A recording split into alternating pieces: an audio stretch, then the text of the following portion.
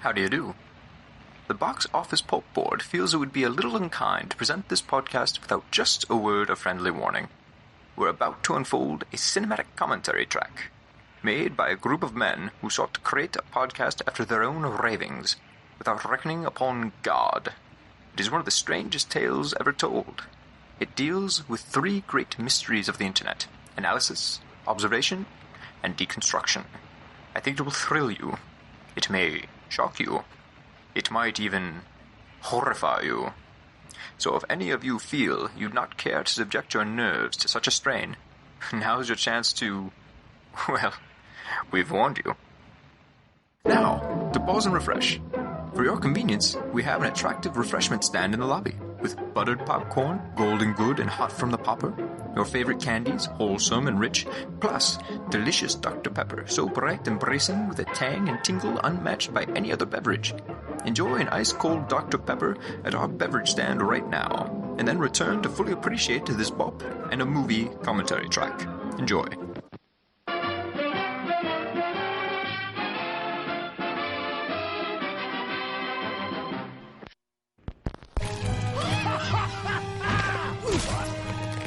Pumpkins.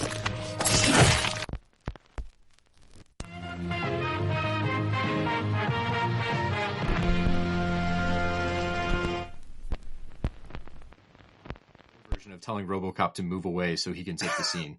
RoboCop aside. Oh, hi, Murph. God, imagining Tommy Wiseau getting blown away, Paul Verhoeven style. I was thinking of Tommy Wiseau walking out after getting covered in toxic waste. Just getting splattered by a car. Kill me! Just RoboCop detailing his origin. Oh, that's a funny story, Murph. I like this version, where he's just RoboCop's friend more than anything else. I love the idea of Tommy Wiseau being inserted into a special edition of RoboCop, where he's just kind of the hype man for every scene. Like, he's not important to it, but like, he's on the sideline like, I would take that for $1.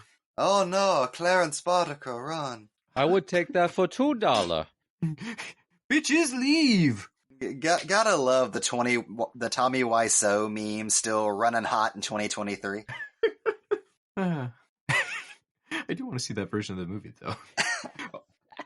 almost as bad as what we were joking about last night about there being like a WWE version of Halloween. Which could work. Stone Cold Steve Loomis is just... I'm still laughing at Stone Cold Steve Loomis.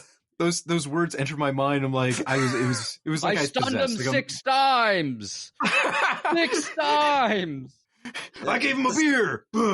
He didn't drink. I gave him another beer. It's like I was possessed by a muse. Like, I'm not funny enough to come up with Stone Cold Steve Loomis on my own. Just a mental image of him throwing that trench coat off, or it's got like the fucking sleeves missing.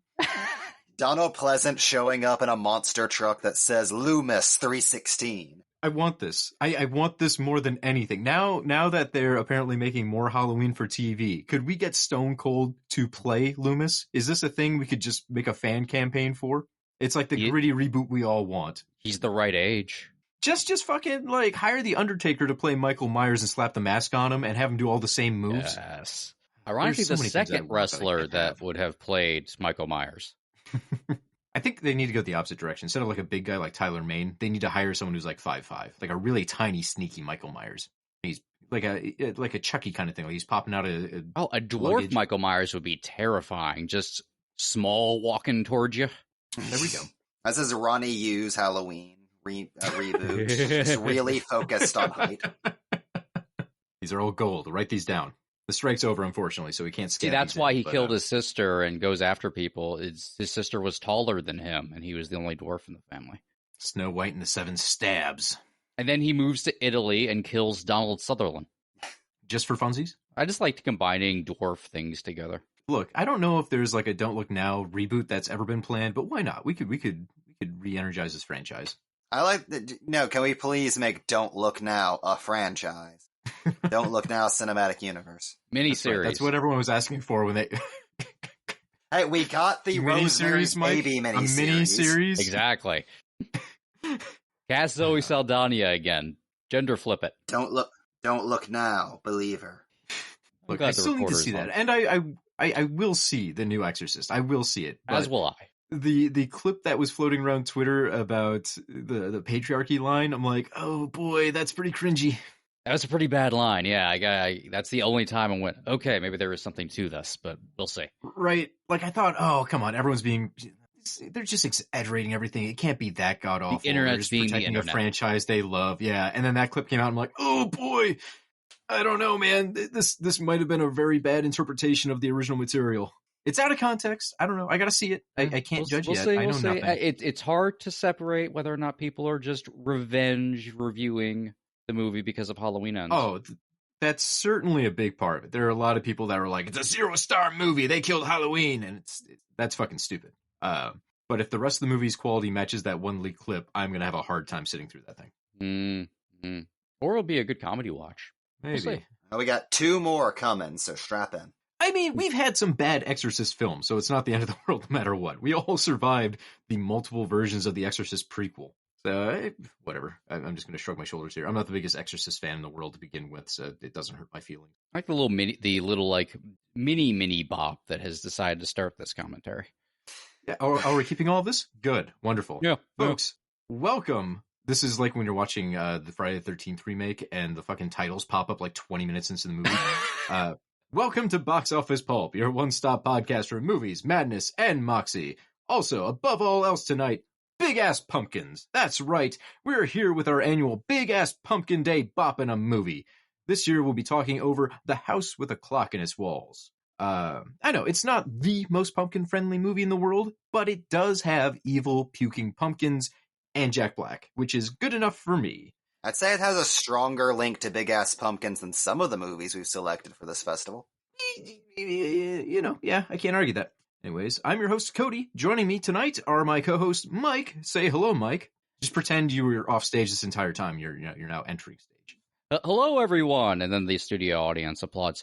I know he doesn't, but I wish Jack Black had his current modern age beard in this movie instead of like the Doctor Strange beard he seems to be rocking in this. I want the big, bushy mountain man beard that he has where he looks like he's about to give knowledge to He-Man at any moment. Mike, you're asking for a wizard beard when he is clearly a warlock in this one. I think he's wearing the correct sorcerer beard. It's appropriate for the film. I know. I see your point. It would be very fun to have a wild magic Jack Black, like a Gandalf Jack Black. We would love that, but it's wild not magic Jack Black. That is just that is an amazing phrase for some reason. Can that just be like his official title in the world? It felt good That's to how say he's introduced. Too. Jack Black and the Temple of Skadoosh. The Magic Man. Also joining me tonight, Jamie. Pretend you haven't been talking for 10 minutes, Jamie, and now you are talking. Hello, everybody. Didn't see you there. So do you think that in the pre-production to this movie, there was at least one meeting where everyone sat down and said, okay, how attached are we to the name The House with the Clock in Its Walls? Can we just call it Clock House?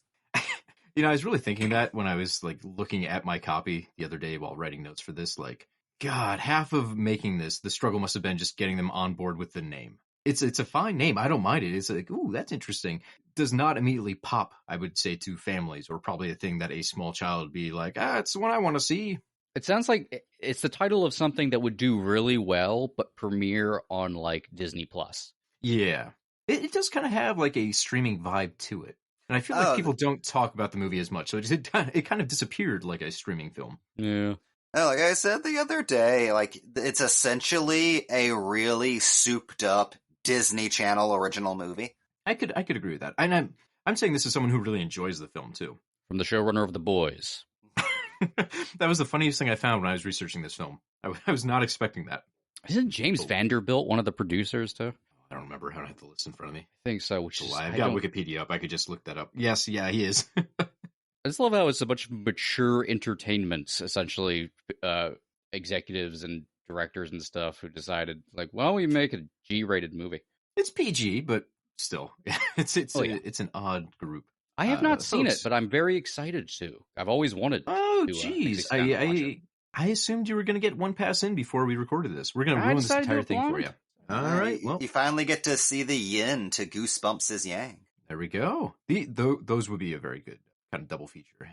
Folks, if you want to join with us, we do have an official Big Ass Pumpkin Day 2023 drink. I promise, no Malort. I was very excited about this drink because for once I could stop making Saw commentary drinks that are disgusting and make something very easy, simple, and doesn't taste like ass. So without further ado, this is an apple cranberry Moscow Mule. Mule is very loose here. Cocktail snobs are going to laugh at this one. Ingredients, very straightforward. You're going to need 2 ounces of vodka, a 1/4 cup of cranberry juice, and then like a half can of sparkling apple cider. You could also use ginger beer if you want, but then it wouldn't be an apple cranberry anything. And then if you want to give it a little extra pizzazz, you can get a couple of cranberries and a sprig of rosemary. You can take the cranberries and the rosemary, muddle them up into the bottom of the glass, fill that glass with ice, add your vodka, the juice, stir that all together so it chills out a little bit, and then just top with your apple cider. All there is to it. And then if you want to be extra fancy, you can garnish with a rosemary sprig. Looks cool. Looks like you care. Doesn't smell like gasoline in a diaper. I'm just so excited that it's not going to taste like ass. That's how you know it's a holiday. It's a drink. It's fine. Woo!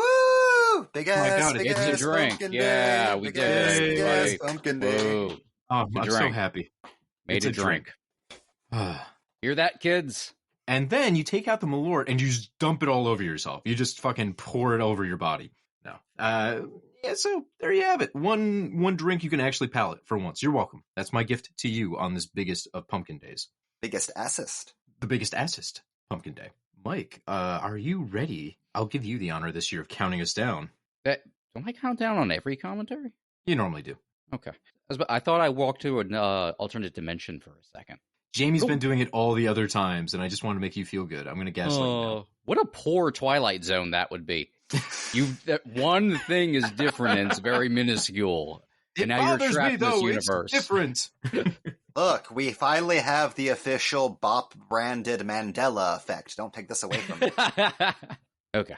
1, 2, 3. Fuck Eli Roth. Great intro. There. It's out of the way. So one little fun fact here: the Earth is spinning in the opposite direction it typically does in the Universal's logo. That's a little bit of a clue towards the plot of the film. Spoilers, Mike. We've just ruined it all for you. That's So also an happy Amblin anytime production. the Universal logo pops up. This was kind of fun because it was like the old Universal. I like that one. Also, it's very fun every time you see Amblin pop up. I just immediately go into nostalgia mode. Yeah, ditto. That Universal logo to me is always like the logo of sci-fi films. Oh yeah. Well, I think they were using that one up through like the Flintstones movie, like the Oh, early 90s. yeah. Yeah. I always associate it with Army of Darkness. Yeah. So that, yeah. I don't know when they swapped it out. It's probably sometime mid 90s. Anyways, let's run through these movie facts. You're seeing the cast here already. It's scooping me. This was directed by Eli House Roth. Clock Walls. House Clock Walls. I have opinions on Roth, but we'll save those for later. You all know him as a pretty big genre influence. Cabin Fever, Hostel, 1 and 2, The Green Inferno, Knock Knock, Thanksgiving. Someday we're going to get that Borderlands movie. And he's produced a lot of horror films like the Last Exorcism films, Clown, Haunt. Moving on! This was written by Eric Kripke, the creator of both Supernatural and a developer on The Boys, which definitely shows you think of when you think of PG kids spooky entertainment. Our cast, you can hear him talking now. We've got Jack Black as Jonathan Barnevelt. We've got Kate Blanchett as Florence Zimmerman. Owen Vaccaro as Louis Barnevelt, who you're seeing on screen now with the goggles. And Kyle MacLachlan as Isaac Izzard.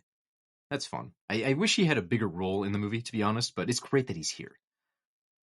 Our cinematography is by Roger Stofiers. Dude has an extensive list of TV and film credits, including John Q, School of Rock, and Disturbia, to name but a few. He's worked with Eli Roth on 3 projects so far: Death Wish, this film, and Borderlands, again, if that ever comes out. He did work on it. Our music is by Nathan Barr, who won an Emmy for Outstanding Main Theme Music in 2020 for the miniseries Hollywood. Dude has made so many great scores, and for so many different genre flicks, too. We've got the original Cabin Fever, Hostel 1 and 2, the Thanksgiving segment of Grindhouse. He did the Dukes of Hazzard movie. Yeah. The Last Exorcism, the Flatliners remake, The Turning, which I will defend all the music in The Turning. The soundtrack and the score were bangers for that movie, even if the movie wasn't great. He did From Dusk Till Dawn 3, The Hangman's Daughter, Beyond the Mat, and he's also, if these ever come out, Salem's Lot and Borderlands. Plus the TV themes for Fear, Hemlock Grove, The Americans, and Carnival Row. I wanted to mention Nathan Barr. Normally we don't get into the scores so much because I don't think any of us are super, super musically inclined. And it's tough to talk about music when we're doing a commentary because no one can hear it. But the score for this movie is delightful. I really love what Barr did for this film. I'll probably touch on it more later because I still have a bunch of movie facts to go through and the movie's clicking along. But boy, does it sound pretty. It looks and sounds very pretty. Our editing is by Fred Raskin. Raskin became Tarantino's go-to editor after the passing of his longtime collaborator, Sally Menke. He was an assistant editor on the Kill Bill films. Then he moved up to co-editor on the Fast and the Furious 3, 4, and 5. He's been James Gunn's go-to editor on all the Guardian of the Galaxy films, The Suicide Squad, and the first season of Peacemaker. The release date on this was September 21st, 2018. Budget of $42 million, brought in $135.5 million. 131. I'm going to say that again. Brought in $131.5 million worldwide. $10 billion. $10 trillion. The world was bankrupted. There were no Give sequels. us our money back, Jack Black, please. please, I have to we're all feed my poor. family. No one can afford houses anymore. Fun little fact here, this is based on a book series that was written by Jean Belair's and illustrated by Edward Gorey. When this movie came out, I did pick up that first book. I gave it to my niece, so I wish I could have reread it in prep for this episode. But they're fairly different experiences. The book is a little bit more graphic. I remember a big part of the book is they actually get like a hand of glory, like the actual severed hand of a hanged man, which becomes a very important plot point in the film or in the book. Not part of the movie. But anyways, there were 12 books in that series, starting with 1973's The House with a Clock in Its Walls, and only the first book was adapted to film. Huge shame. This one was successful at the box office. I would have loved to see some of those other entries adapted. And who knows, maybe it'll happen someday. But I was very surprised there wasn't like immediate plans on sequelizing this like they did with Goosebumps. Like with Goosebumps, they... Like, to the sequel's detriment, they immediately rushed that into production. Yeah. That turned out pretty rough, but at least they got it done.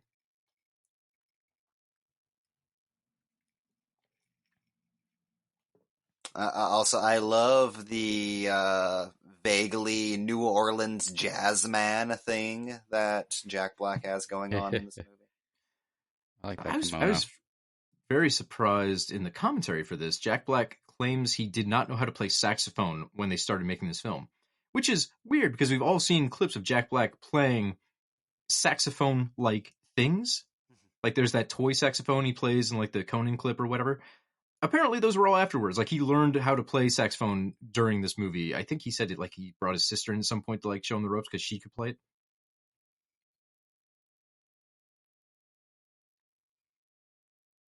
Man, I think the biggest thing I love about this house is just the production design.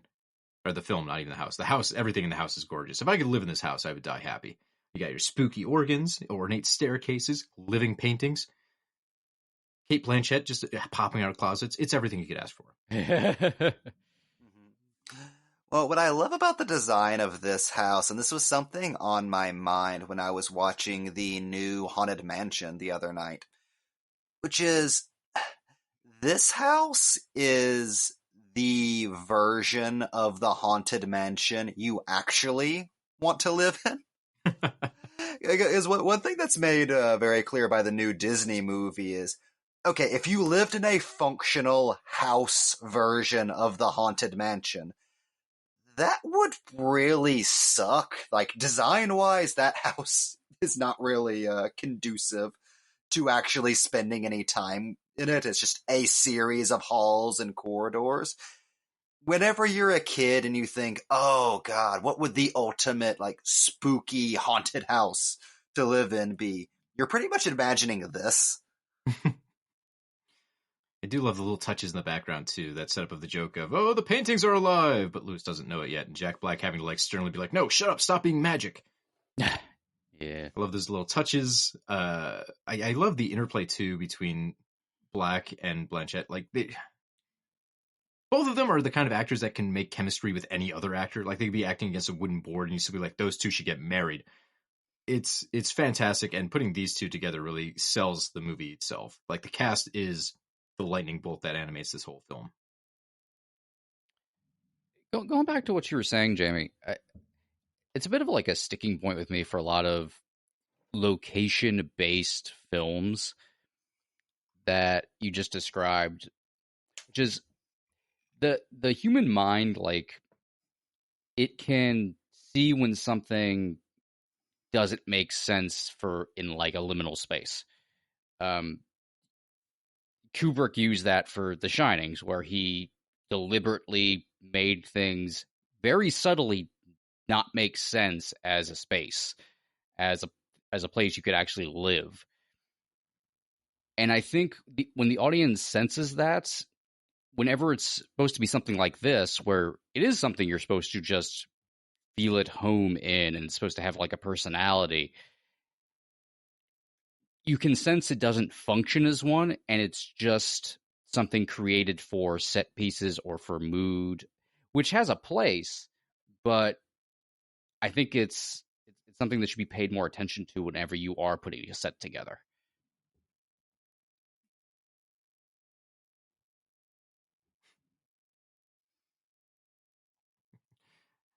Plus, boy, this it's loaded too with lights. Like there's candles all over this goddamn house. It looks cozy. Like they gave it a cozy look, just kind of that orange haze to everything. Fuck, man, I would take a nap in this place. Make it rain outside. It'd be the fall heaven.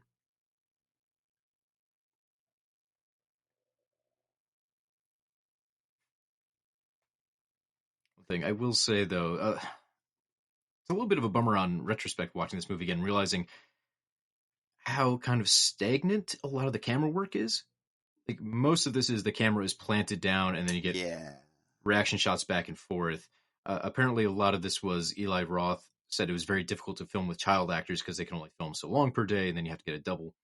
So a lot of the scenes with Lewis, he would kind of be acting by himself, and he wouldn't necessarily have Jack Black or Cate Blanchett to work off of. They wouldn't have him to work off of.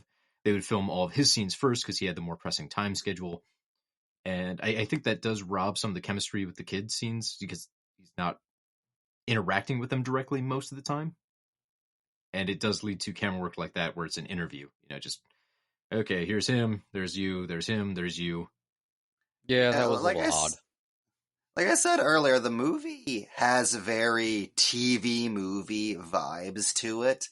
And that, that follows all the way down to Roth's direction, which is a very competent journeyman TV director here. I think it's one of the reasons why I really like this movie, but I never really associate it with Eli Roth or that director's oeuvre, because it ultimately does feel like a movie that could have been directed by anyone. Yeah. And I don't mean to shit on the cinematography either, because if you look at some of the compositions of the shots, I think there's some very beautiful ones. The one we saw just a moment ago with the moonlight coming in through those windows, some of these sets are lit immaculately to really show off all the cool little nooks and crannies. Deutsch angles are great too. And it's not like the camera is a stone. It's not Dracula 31, but you can tell there's kind of a limit to some of the fancier pieces in the cinematography. They're trying to keep it pretty simple for a majority of the film. I want that clock. Why aren't there more Satan cuckoo clocks?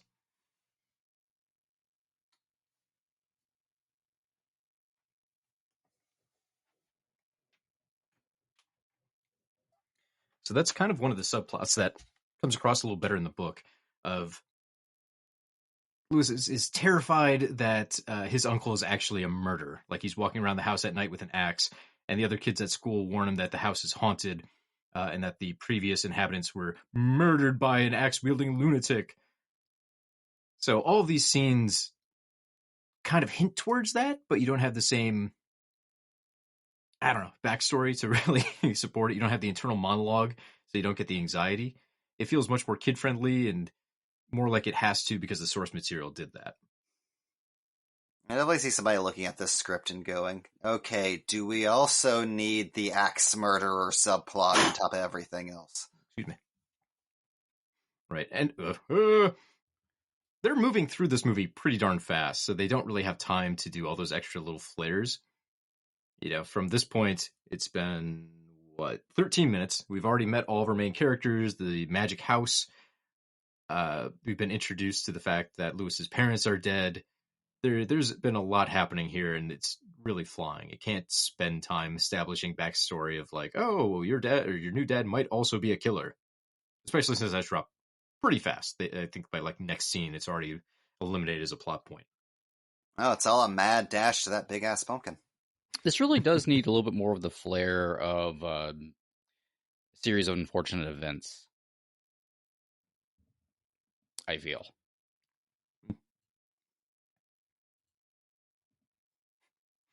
Well, like most projects, it requires more Robbie Amell for that His hands. It was interesting. During the commentary, they mentioned that the studio pushed back on all the bullying scenes in the film. They wanted to basically cut out any instance of Lewis being bullied, which is strange because then you'd have to get rid of like all of the school scenes, and it eliminates a lot of the conflict in like the drama of, hey, is he making a friend with the cool kid? But I didn't understand why the studio would be in the space where they'd say, hey, we can't have bullying in a film with kids.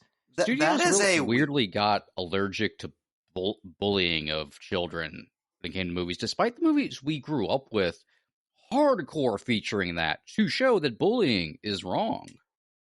That's a weird thing. Oh, go ahead. I was just going to say, that's a weird side effect of like the anti-bullying culture that popped up in the 2010s, where it became a Voldemort thing immediately. We're like, no. Like we have to have like an anti-bullying consultant on every script to make sure nothing that even looks like bullying happens, because that will inspire children. Yeah. The commentary, well, Roth's comments basically were, well, the studio pushed back because they were concerned on behalf of parents. Apparently the feedback they would get in test screenings was that parents don't like seeing bullying because they take their kids to movies to escape the problems their children have in real life, which is strange because most of the time in these movies, when a kid gets bullied, it eventually works out where the kid becomes empowered at the end and overcomes the bullying. Yeah, it's self-fulfillment. That's the purpose of it. Yeah. Right. Like this movie doesn't work nearly as well if this is just a normal, well-adjusted kid who also happens to just learn magic. We're really getting to like an actual larger subject of why it's actually important to have hard topics shown in film and TV. I also think every character should be smoking like a chimney and coughing the entire time. That was the best thing about Joker. Everyone's smoking in every scene. I want a movie to give me lung cancer, guys. That's right. Anyways, this is what I was talking about before. They're finally getting to the idea that the house he's in is haunted or creepy. There's something wrong with it, which just makes it a little backwards because we already had that opening scene where he got to be in the house and it seemed all right. Like he got cookies and magically won card games. Plus, they don't dwell on the subplot very long, so it doesn't really matter. It's just it doesn't turn into shadow of a doubt. No. Oh god, the glass house, but it's the house with a clock in its walls. The house that Jack Black built. I should say, too, one other little difference in the book is the character of Lewis is a little different in the novel. Like, he is much more clearly the kid who would get picked on. Like, he's overweight. I don't know if he does the goggle thing like this version of Lewis. I can't remember. But he gives off the impression of, like, stereotypical bullied kid. Whereas I don't necessarily get the same vibes off of this guy. We see that he sucks at gym class, but that's kind of it. What I don't like about this kid is every time I see him in the goggles, I think I'm watching the Book of Henry. Oof. God damn it, Diane!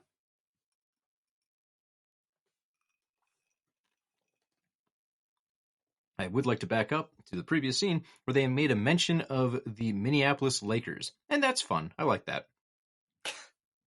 Thank God. I think it's a little sports fact. A lot of people don't realize the fact that the Lakers are called the Lakers is because they came from Minnesota, the land of 10,000 lakes. I don't know why they kept the name when they went to California. It doesn't make any sense to me, but that's how it is. San Diego Chargers. Bothers me. I just assumed they were always the Chargers. Look, if we're going to talk about nonsensical sports team names, we'll be here the whole commentary. I had to live through 10 years of the Mobile Mystics. That sounds kind of cool, though. Oh, you have the Mystics too? Oh yeah, our mascot was a wizard. That's cool. Folded due to lack of interest. That was our hockey team. Our WNBA team is the Mystics because our NBA team is the Wizards. They'll always be the Bullets in my heart. In Madison, we used to have the Madison Monsters, which is kind of cool, but not enough interest in that league, so it folded. We now have, for baseball, the Madison Mallards, but even being an M town, we have never gone with the Mystics. I feel like we're missing out now. You still have a team named after a turtle. I'm still convinced the reason the Mystics never caught on down here was most of the Southern hockey audience just assumed Mystics was some kind of satanic thing. They changed it up. They're now the Minnesota Mists, and at the end of every season, they all kill themselves except for the last guy. Who gets to be coach next season. He just sits on the field screaming in just the worst pain a human being has ever experienced. I recently rewatched the 4K of The Mist in black and white, and boy, that ending still just hit you like a ton of bricks. That is a fun movie to watch. Knee slapping, good time. Every single viewing. I still have a hard time with the spider parts. Me too. Way better in black and white. It's really amazing how the black and white gives off the 1950s monster movie vibes that they were going for, that I somehow didn't pick up on really when they had it in color.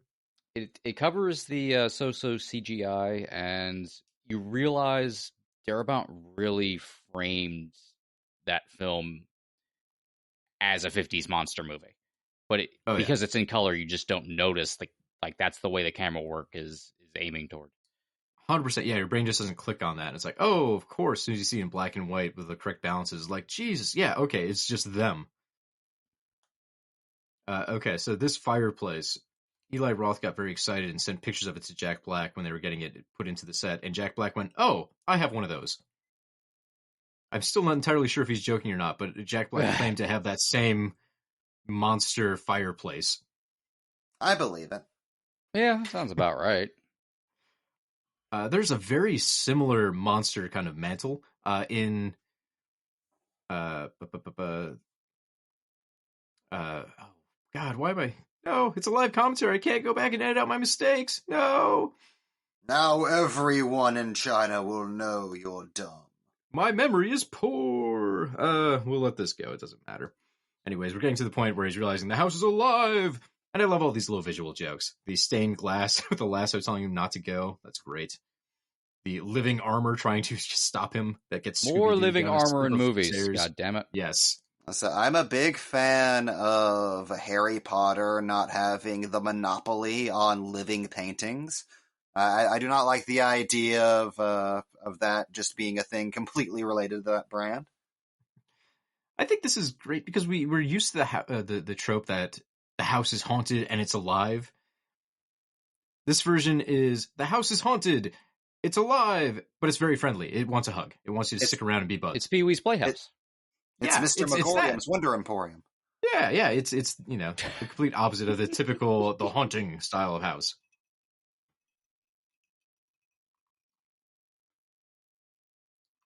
Mr. Megorium's Wonder Emporium ends with Dustin Hoffman giving a monologue to Natalie Portman about the way that death is portrayed in Shakespeare plays. I've never actually seen the movie, so I did not know that. And that's the last movie Walter White ever watched. That's all I could think watching Granite State. He has to watch that scene over and over. Jesus Christ. It's possible it informs the finale. So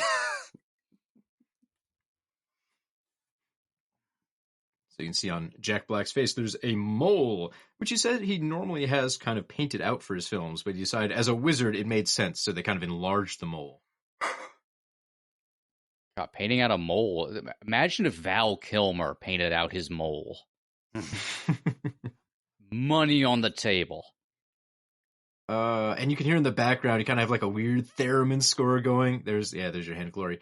And all these spooky relics. This is my shit. This is my jam. That's what I live for. Jack Black's Cabinet of Curiosities.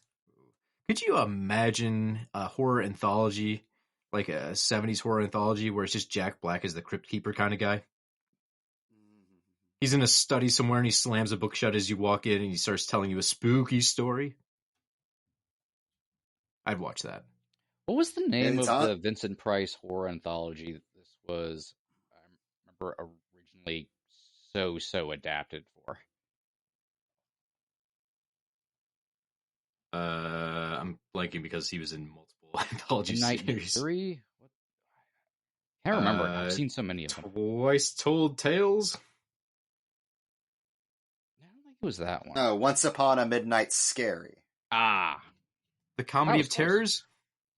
Yeah, that did 3.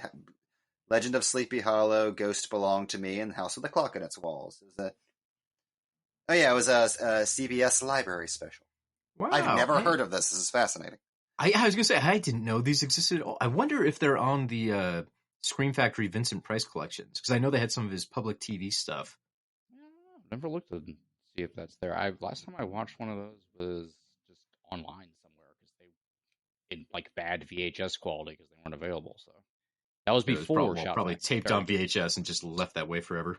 Yeah, so maybe they're on there. Oh, while I'm thinking about it, I meant to mention this in the group chat this morning. Have either of you watched any of Frank Kelda's Book of Spooks on HBO Max? I have not. Not yet, I was watching that over breakfast this morning. That is really cool. It's a basically Mexican Tales from the Crypt Keeper, completely stop motion.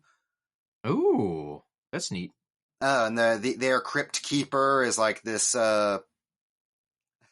super manic ghost girl. It's like visually really stunning. It looks a lot like Del Toro's Pinocchio.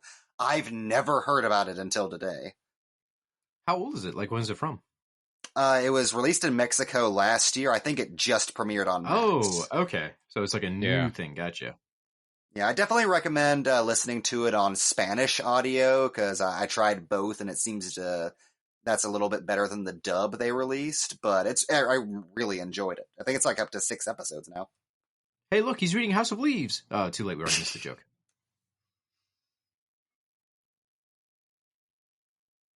So typically in these films, right, when there's a big CGI effect, that's one of the things that's put in first, and the movie's kind of designed around them because they want to show it off. In this case, they made the movie, and the topiary griffin, it was just kind of walking around the background. And people were so interested in it that they went back and redesigned the movie to have more of this thing. Including farting into the pool. They use the griffin a lot. That cost extra money. Yeah, it's very juvenile humor, but people were really into that. They wanted that shit.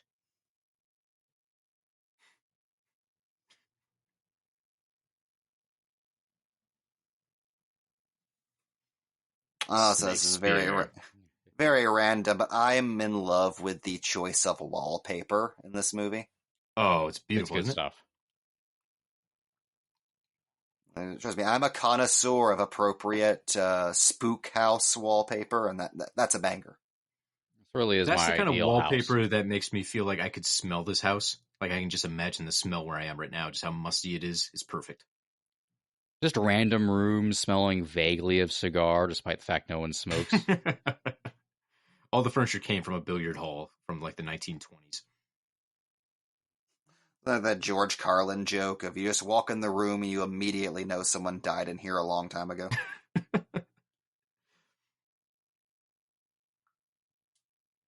So one kind of weird thing about the structure of this movie is, hey, it's our first look at comic. There he is. No, don't turn the page on us. Oh wait, he's back and bigger.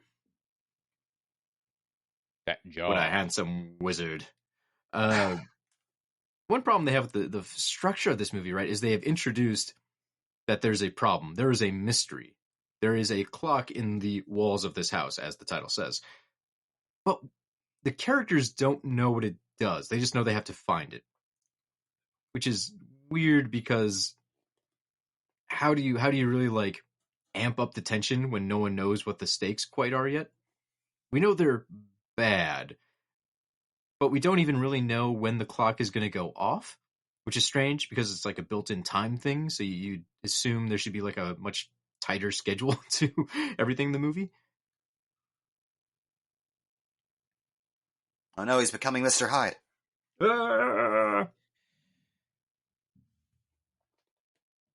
I'm pretty sure they only filmed this just so they could put it in the trailer. So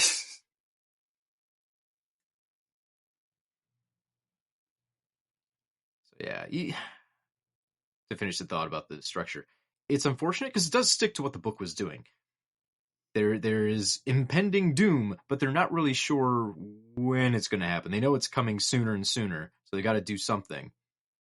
But they don't really know what they're going to be doing or what they're preventing. And it unfortunately kind of, in the book and the movie, I think stalls things out a little bit, not having those stakes very clearly defined. Well, it's a movie with the plot of a thriller, but the tone of a movie about one crazy summer. Pretty much. And that's, I think, why it gets by, because you have that to fall back on. Cut back for a second. Jack Black playing with imaginary fireballs was apparently a huge hobby of his. Like, he just really enjoyed getting to juggle, like, imaginary fire. And just, that was his favorite part of filming. Where's my Justice League Dark movie with Jack Black as Constantine? Fuck, I'd watch that. Actually, I want him to, it doesn't work, but give him the giant fucking Gandalf beard we were talking about earlier.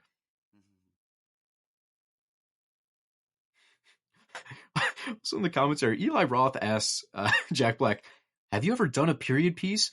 And Jack Black very seriously responds, I've done King Kong.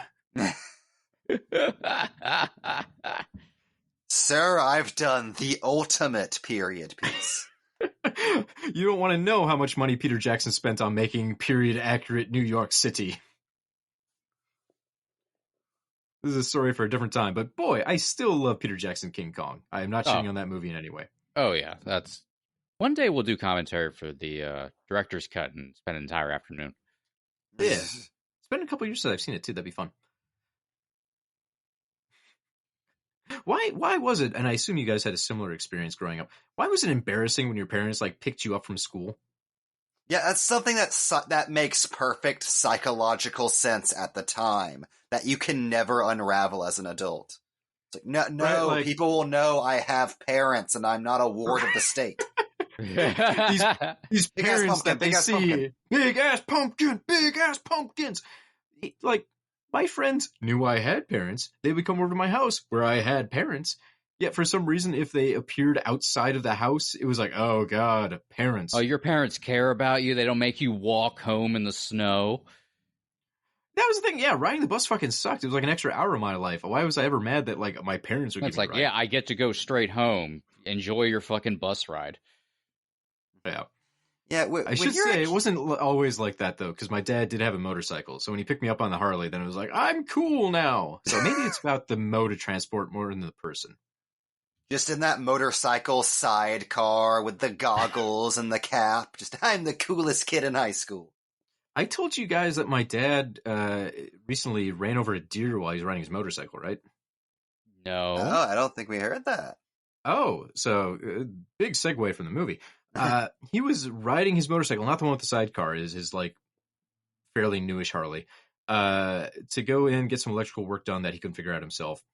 He was going, he said, about 60, 70 miles per hour, and a deer ran down the road, and he just slammed into it because he didn't have any time to react. It went under the tire and basically got lodged between the tire and the frame and under the bike. Oh, God. So he's going 60, 70, and he hits this thing. And basically he knows if he hits the brakes, he's going to get thrown off his bike and probably die on the highway, because I don't even know if he's wearing a helmet at this point. And so he just rides it out, like not hitting the brakes, just trying to keep the wheel as straight as possible without any herking, jerking. Rides it off, and he ends up in the opposite side ditch. Luckily, there were no traffic, incoming traffic or anything. Slides off into the other ditch and jumps off, and he didn't even go to a doctor. He said his arm really hurt, and he smashed his phone. He's pretty sure the deer kicked him at some point when he was trying not to die on the motorcycle. And that was it. He just crashed his bike, totaled the whole thing. The insurance company had to buy it out from him, destroyed the frame, somehow got kicked hard enough to like probably fracture something in his arm. Didn't go into the hospital. He went home and had a beer, which he used to drink a lot. Now he's like, I don't really need to. So he had that for pain management and maybe a gummy. I don't know. After he fucking turned a deer into Tetsuo the Iron Man? Mm-hmm. So now if he goes anywhere on his bike, he's going to have to use the one with the sidecar. That's the only bike he's got left.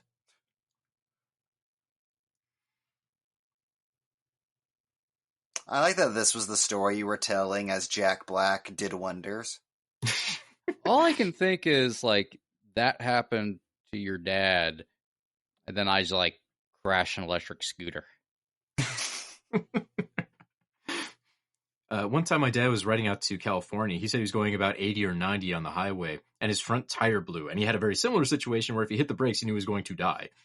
So he just had to ride out this bike, basically scraping down the highway at like fucking 80 miles per hour until he was able to get into the ditch and jump off to safety. So what I've learned from these stories is I would die if I ever rode a motorcycle. My dad would probably be fine if it exploded. It doesn't sound fun at that point. At that point, it just sounds like the motorcycle is some kind of tool your father is using, like in a game against a death. He's having a good time. It's all that matters. I was only going like 20. I'm going to pretend a deer jumped down in front of me, though.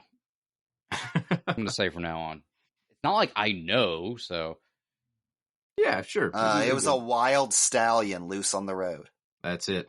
Lucifer's hound itself. In the previous scene, while they're going through and just wondering at the planetarium that they've conjured, it's delightful on the commentary because Jack Black is just sitting there seeing this for the first time. He hadn't seen the movie with all the special effects added until the commentary. And he's just going like, wow, that's so cool! Like, he is just fanboying out at his own movie. It's delightful how much he enjoyed the thing he was in. I love Jack Black. It's also a neat use of special effects. Like, it's not the biggest thing ever, right? Like, they just kind of projected some stars and some dust around. But they nailed the thing that they're supposed to. Like, all the characters react to this with such wonder and awe that it sells the effect. Which I think sometimes they forget to do in movies. Especially now with, like, the Marvel, hey, we've opened a portal to the sky and, like, no one unfathomable amount of energy is going through. And everyone's like, this has happened in 3 movies to us. We don't care anymore. It's hard for the audience to engage with an effect when the characters are so cool. They're like, it's just a little bit of hellfire spitting out into the universe, whatever. Yeah, one of my favorite examples of that in our lifetimes is the original Fantastic Four movie from like 2004. Oh, when you said original, I was like, well, are we talking the 90s Castle one or Corman one? Or that has more wonder in it. Like, I'm always fascinated by, despite the fact that movie still has lots of practical effects, it feels like everyone is on a green screen looking at tennis balls the entire film.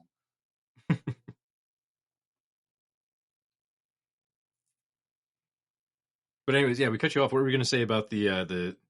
Was that it? Just like everyone in the 2005 version feels like they're not looking at anything? Oh yeah. It's just that's always my favorite example because that's not even like from the modern era of literally everything being in front of a green screen. Like, it kind of just shows you how sometimes that just comes down to directing.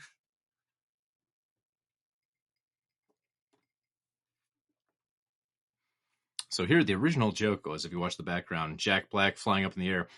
Lewis was supposed to slam his hand back down and knock Jack Black to the ground, like slamming into the floor. And they decided, wouldn't it be a lot funnier if Jack Black just got stuck up there? Like, that was Jack Black's idea. Like, what if I just couldn't get down? So they adjusted the scene on the fly to be like, okay, that's it. And then they spiraled from there, like, okay, and what if Cher came up to help you? But instead, he's an asshole and he just took an old-timey selfie. So there was some good improv on the set and some very kind of ingenious, like, quick reworking of the film at the moment, which has got to be hard when you are working with a decent amount of special effects. You know, because just saying, hey, Cher is going to come in and he's going to go off screen and come back with a camera and he's taking a picture. That's entirely like a special effect. They did have like a Cher animatronic they could drive around, but that was most of the CGI one. You're adding a lot of money into the movie to do that kind of joke.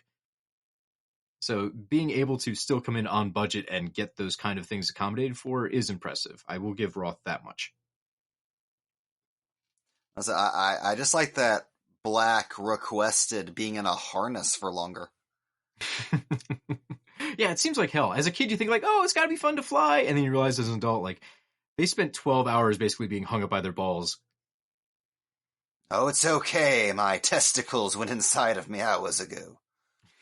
Like, Doug Jones, I think his last day on the set of Hellboy was him in, like, one of the healing tanks where he's suspended in midair. And Del Toro's always joked about that. Like, yeah, so I hung him by his balls for, like, a full day in the tank just for his last goodbye.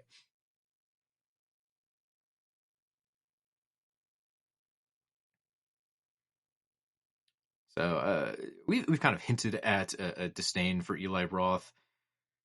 To people that aren't familiar with Roth, I would say part of that comes from a dislike of some of his films. Like, I think Green Inferno is very bad. I don't like that movie at all. Makes me mad watching it. And a lot of it comes from allegations against Roth just being a general kind of creep or sex pest. You don't even need allegations. He just is kind of blatant about it himself. Yeah. And it's weird because you see, like, everyone he's worked with on this movie worked with him on a bunch of other projects. So he's got a stable of guys that are always very happy to work with him. But at the same time, boy, enough people have said this kind of shit to make me think, like, Eli Roth should not be left alone at a bar. As the fact that he's irritatingly handsome in a very generic way that makes it seem like he can get away with things. He's shiftily handsome. Yeah. And he's been in so many important things for genre folks too. Speak of the devil. There's the man himself. But yeah, I mean, just producing a bunch of our favorite horror films or being in the horror films. Fuck, the fact that he's one of the main characters in Inglourious Bastards. As a genre guy, it's hard to get away from Eli Roth, which makes all the reports even more disappointing. Like, you want this guy to be cool, and from a lot of reports, that's not the case. You want him to be cool. You want him to be a better director than he is. You want him to not, outside the allegations, to just not be a douchebag, but quite frankly, he is. Listen to any interview with him. He's the ultimate name dropper. He will love to tell you all of the legends that he knows in the most egotistical way possible. Sorry if you're a big Eli Roth fan, but it's hard to overlook all of the other things once you get to the sexual misconduct. Yeah. And because we all know playing devil's advocate just means you want to be an asshole. If I knew Quentin Tarantino as like a good personal friend, I would drop that in every conversation. If I knew half the people he knew, I would do exactly what he's doing. That does not excuse anything else. I'm just saying I would fall prey to the same exact pitfalls. I'm not saying I wouldn't name drop either. No, we'd all be assholes. Let's make that very clear. But try sitting through his last drive-in with Joe Bob Briggs interview. Where he was or the history of horror. I felt like I was going crazy during the Joe Bob episode because I'm seeing like on Twitter people basically stand out to be like, "Hey, this guy fucking sucks," and then the other half of Twitter is just like, "Oh my god, Eli Roth is on the show. This is amazing," and they're like asking for him to be on more episodes. And I'm like, "What the fuck is going on here?" I'm getting two completely different reactions from everyone on the internet at the same exact time. I hate to be dismissive about any fandom towards an artist, but when it comes to Eli Roth, it really comes across like a lot of those are people who really dug his movies when they were just getting into horror as teenagers, and they've never really been able to walk away from that. Yeah. Yeah, The same way that a lot of people still watch Fever and Hostel. Yeah. It's the people who still watch the same YouTubers they did in middle school, and like they're like, "Oh, well, I don't care what Shane Dawson does. I'm ride or die still."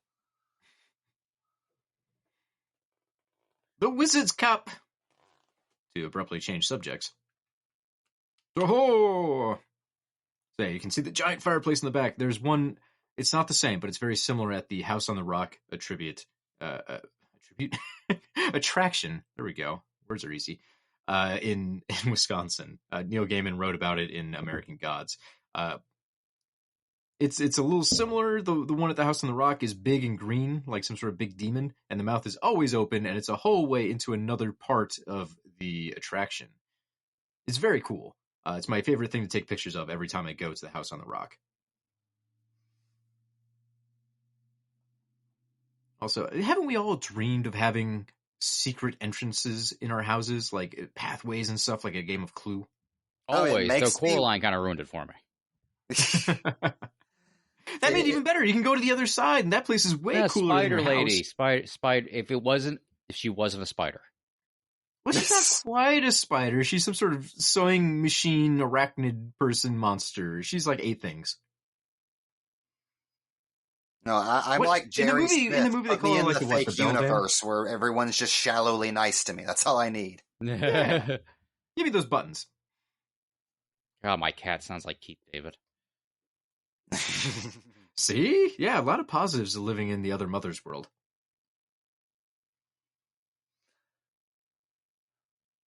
So one day I'm just going to break down and use the existing pathways in my house to create secret pathways.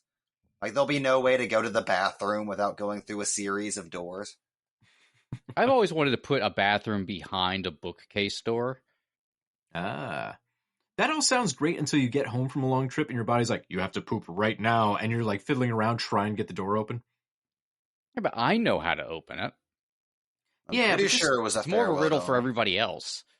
I'm still saying, like, sometimes when you gotta go, you're just running the house. Like, you don't take off your jacket, you don't throw your keys on the counter, you just run, and if there's a door in the way, boy, things could get messy.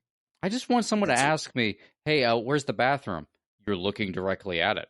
And then walk away. First, you must answer me these riddles 3. And the best thing is it creates the mystique that maybe you don't poop, which I'm still convinced that's the reason my grandmother hides the toilet paper in her house. What? Oh yeah, the toilet paper goes in the laundry hamper under towels. Because having toilet paper on the roll implies that someone in the house shits. Okay, my mother does that. Going on. It's like we can't have John's. We can't show that the toilet paper exists because then I guess they'll know that we have butts. I'm very confused. See, that's why pooping at your house felt very welcome to me. It's like, oh, your family's insane too. If I ever visit, I'm going to bring some like live, laugh, love signs, but I'm going to edit them to be live, laugh, poop. And I'm just going to put those up before I leave. Graffiti it.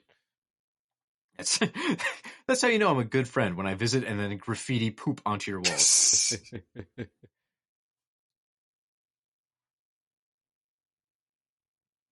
Jack Black saying old-timey words makes me so happy. Please do that more. Mike, do you agree that Jack Black is in full Anthony Stewart head this entire movie? Yes. Just poring over lost tomes, trying to figure out how to defeat Angelus. God, those two need to share the screen together. God, I love the trope of best friends who mercilessly make fun of each other constantly, just constant shit flinging. They do it so well in this movie. And I would watch an entire film series of just these two solving supernatural mysteries like the Warrens. Exactly. That I'd be down for. Also, it's a little more open because, yeah, the demon is part of this, but they open the world to general magic tomfoolery. Whereas the Warrens are almost exclusively like, oh, there's a possession or a witch, which is basically a demon. It almost feels like they've limited themselves a little too much with the demon It can stuff. only be things defeated by Jesus. They Yeah. only deal with Also- God crimes. Also, according to that book, Darkseid is coming. Darkseid is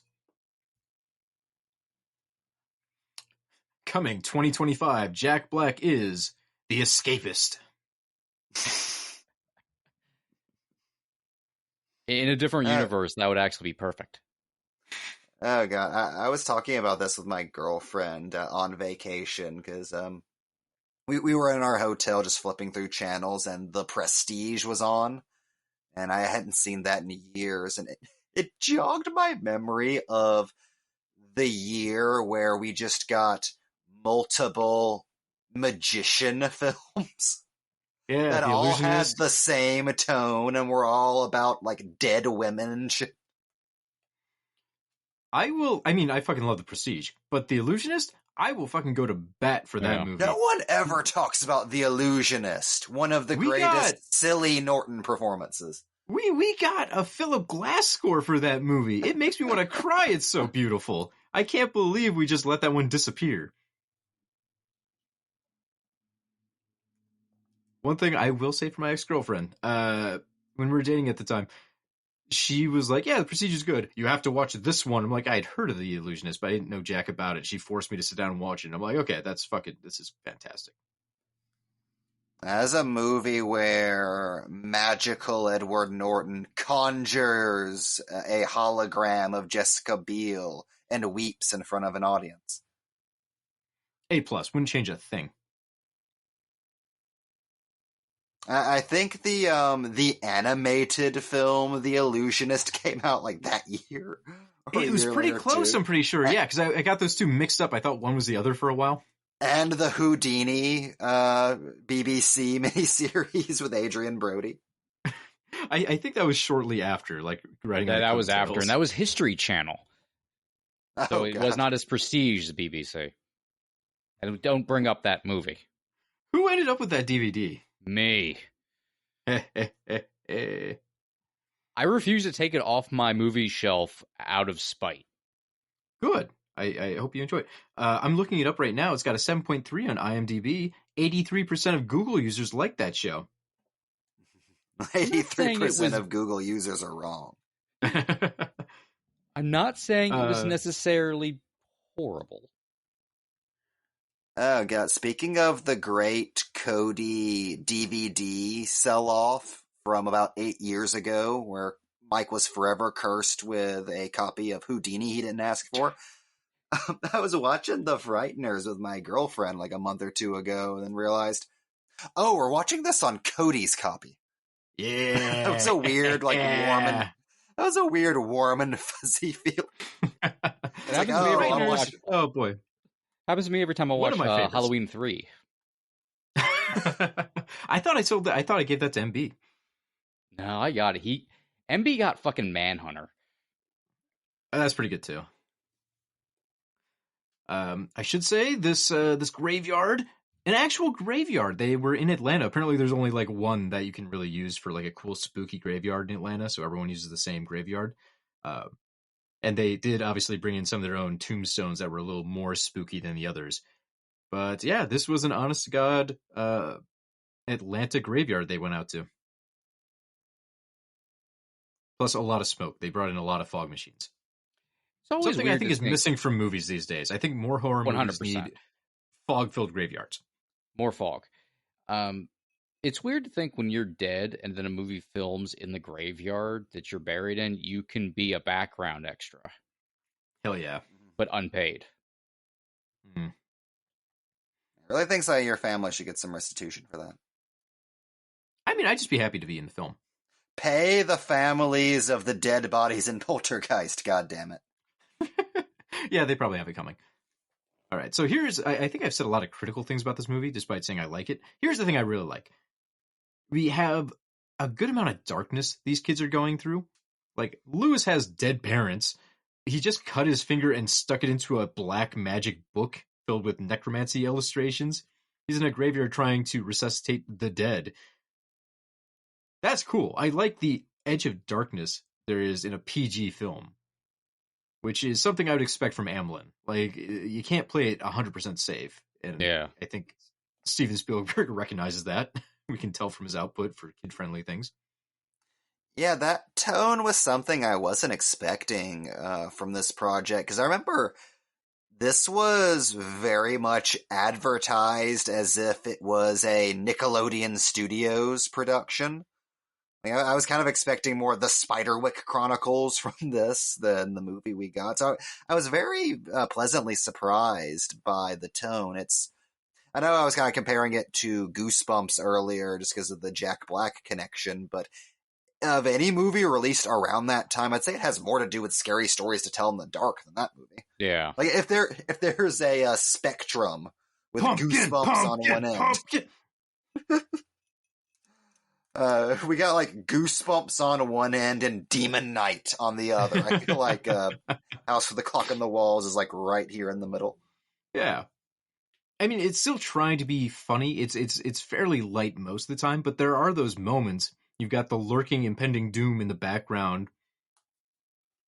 It's a kind of an odd hodgepodge, but I like it for that. It's more of the edge of fun horror, which is my favorite flavor of horror. Going back to a minute ago, The Frighteners, very similar vein, where there's a lot of darkness in that movie, but it's also a very funny film, so it ends up being more fun than disturbing. God damn, do I love The Frighteners. Well, what makes The Frighteners magical are those handful of fuck the MPAA moments where they make things unnecessarily disturbing and scary just because they're like, well, we're not getting PG-13, so we might as well earn the R rating. Yep. The R-rated cut goes a little further with, like, I think some of the Nazi stuff is only included in the R-rated cut, or like the unrated cut. So much of the ghosts just screaming into the camera. God. Aren't we supposed to have a 4K cut of the Frighteners already? Like, when's that coming? I want it now. No, we have to get the 4K restoration of the Super Mario Brothers movie out. We are getting that in January, so all things in time. I'm just going to go out on a limb and say, our commentary made that happen? Ooh, maybe. I'll take that credit for no reason. Wouldn't be the first time. Mostly, I bet our commentary existed just to spur Umbrella to make a better version of the movie with 4 new commentaries so they can dispel everything we said. We're going to find out every factoid we said about the movie was completely off base, and they're going to have like experts come in and be like, well, those fucking idiots. The wackiest thing I've learned about that movie since the commentary was Almost Unreal by Roxette was written for fucking Hocus Pocus. Wow. That's really? Why that's why the song goes, I love when you do that hocus pocus to me. That was going to be the Hocus Pocus song. That song was going to be song was going to be the identity of Hocus Pocus. Oh, well, pumpkins! Big ass pumpkins! Also, understandably, Roxette was really fucking mad about that. You put us on what movie? One last Whistling, jaunty about... tune. Yeah, it's the D. I also love this joke. The house is turning on us. Oh no, evil's returning. With the saxophone too. The saxophone is such a nice touch. But one last thing about The Frighteners. When I first learned about that movie, I misread the title as The Frighteneers. And I have been unable to shake saying the Frighteners in my head every time I It's think one of my about that favorite movie. things ongoing of this podcast is you occasionally saying the Frighteners. I will become the Frightener. God, I wish. Just fly up in the sky, covered in a cloak like Gary Busey's son. You can't say that. You can't say that the Frighteners doesn't make more sense. It sounds cool as hell. But yeah, I still, to this day, every time I think about that movie, the first thought is always the Frighteners. I have to stop myself and be like, hold it. We gotta fix that one. Frighteners. I'm doing quality control every time I talk about that movie, just to not sound like the world's biggest idiot. Yeah, you have to say it the correct way, which is a random thing Arlie Ermey's character says at the end of the movie. You gotta put the Frighteners on them. That line that reeks of, we filmed the movie and realized in editing no one says Frighteners. Yep. God damn. I do love the Frighteners, though.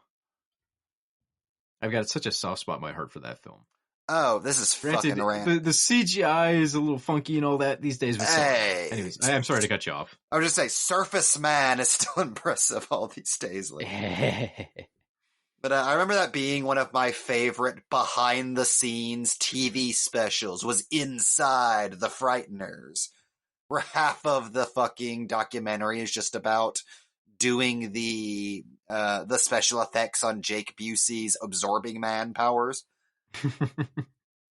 They were really fucking pushing things for the times. Like, man, Peter Jackson always had an eye towards technical innovation, and they were really pushing it on a horror movie, no less. Like a horror comedy, those things that never make money. And didn't. Yeah. It didn't stop him. It worked out. It's just so bonkers to me that despite the fact that the Frighteners didn't make money, it was still instrumental in Jackson and company getting the Lord of the Rings, because Heavenly Creatures proved that they were good at making movies. The Frighteners just proved that they could handle special effects, so it making money was completely irrelevant. Well, wasn't part of the deal with that too? That was when Peter Jackson really started Weta, wasn't it? Yeah, like he was doing some of his own effects for that movie in tandem with ILM, if I remember right. I might be getting the timeline wrong. I think Weta was started for the first bite at King Kong that didn't happen, and then using what they had built from that aborted project, they were doing the Frighteners, I think. Okay. But yeah, it's starting to think like too, even then, because that was what, like a fucking, I think he was still in New Zealand for that too. Like, I don't think they broke him of New Zealand at the time. I don't think he came to America to make that film.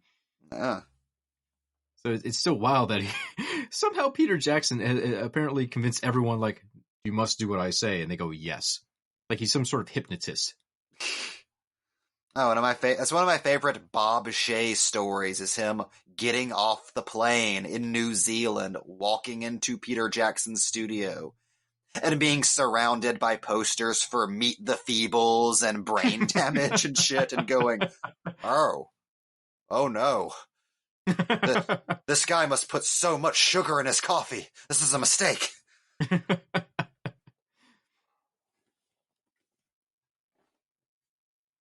Another little nice bit of darkness there. The Bone Key. I'm so sad. A few years back, there was a prop auction for a lot of the pieces of this film, and the Bone Key was like one of the hero props they were auctioning off. And I knew I couldn't get that because that went for a crazy amount of money. But I was trying to bid on some of the posters and whatnot you see in like the background of the film. And even those, I thought I had a chance because I like bid down $100. I'm like, hey, no one else is bidding, cool. And then the last day, someone came in and just fucking sniped everyone and put like fucking $500 down for, images, like photos you would see in the background for one shot. So I got cleaned out. I didn't have a shot, it turns out, at buying anything from this movie. I tried, couldn't get my hands on it. It was Augustus St. Cloud. It feels that way. I feel like I got swooped. Eli Roth is a friend. Did you see that Freddy's glove from the first Elm Street is going on auction? I Ooh, did, yeah. really? How much is that going for? I was afraid to look. Um, More than anything we'll ever see in our lifetime. yeah, I was gonna say I thought I saw a number, but my brain blocked it out because like you don't have the money for it. Go away. Well, the worst is whenever it's too expensive for you to reasonably buy, but if you gave up everything, you could afford it. Right, like I have That's enough what I was equity afraid somewhere. of. That's what I was afraid of. It's like, do I want to rebrand myself as the woman who owns Freddy's glove? Is that what I want my Ooh. life to be? The winning bidder is also receiving mechanical special effect coordinator Jim Doyle's original hand-drawn schematics for the glove, rendered in pencil and ink on graph paper, and Damn. 2 letters of authenticity. This was as 8 hours ago, according to Blade Disgusting. God damn, what a hit! The current absentee bid for this incredible piece of history is already over $100,000, with bidding scheduled to end Thursday, November 9th. We can do it, guys. The nice thing is, like, the glove is actually in good shape. It's not like most of the props I look at where it's I latex was foam shocked that is how turned good- into some sort How of good that looks. horrific monster. It hasn't become Hoggle from Labyrinth. I kind of I like do- the idea of buying a Hoggle, though, like just to have in some sort of glass prison that he can never be removed from, lest he deteriorate further. I want the cowabunga at his head, goddammit. Yeah. I do have a signed Freddy glove. Ah, I forgot That's about pretty, that. but that's pretty baller. Yeah, it's, So you have a signed Freddy glove. Don't you have the Kane Hodder mask, too? Yeah, and the Kane Hodder mask. I've been meaning to put them together to It's do a too much Freddy power, versus Mike. Jason poster. So the glove is clutching the Oh, that'd be mask. baller. I need You to, gotta, you gotta redo get, everything. you gotta get Nick Castle to sign something, like a butcher knife. Just put them all together. Ooh, yeah. Oh, and then I get wizard powers. I've done the Trinity at that point. That's what opens the Lament configuration. Well, you already got quote tweeted by Darcy before the last drive-in the other night, so like There you you're go. crackling with wrestling, electricity so- right now. Darcy had a very relatable moment in the last drive-in episode where Joe Bob asked her, "What did you think about getting killed in a Halloween film?" And she's like, "There could have been more blood." And just imagine, like, you don't want to seem ungrateful because you get to die in a Halloween film, which is the coolest thing in the world, but you kind of get killed in the background, and it's like, no, man, I signed up for the blood. I wanted to see, like, my tongue cut out and put on the record player. I wanted to get my fingers ripped off. If you're signed up to die in a horror movie, you really want to bite the dust. You don't want to be the guy who dies off screen. You want your head fucking pulled off. I will forever be angry and resentful, as much as I love Halloween Ends, that we do not see Darcy die. They filmed And we it. know They did not show filmed it. She's kind of in the background struggling. I think you get that much if my memory works, right? No, I Like, think you she's kinda already see her. dead. Maybe She I'm gonna have originally to go like back get and pinned to watch. the I coulda- wall and the head bobbed thing happened and all that. Yeah, for some reason I was recalling it as like you see basically the dentist or where the fuck the guy is in his room, like taking a phone call or something. Dentist. Why am I saying dentist? I'm thinking of the wrong character entirely. This is not helping my my cred. The DJ basically doing his work, and you see her struggling in the background against like frosted glass. That's how I remember it, It might anyways. be that, yeah. Also, to regretfully take the conversation away from Darcy for a moment. In an era of 80s nostalgia oversaturation, doesn't it feel nice to see a whole bunch of 50s childhood jokes smack dab in the middle of this movie? And the acting of the background extra kids too is wonderful. If you watch these kids, they're hamming it up so much. It's so fun. Like that kid in the more background is 50s. just staring him down, and if they notice him, he like jumps and kind of looks the opposite direction. Like there's not a lot of subtlety in what they're doing, and that's what I love about it. It's very much amped up kid acting. More It's- period pieces in this genre, I would like to say.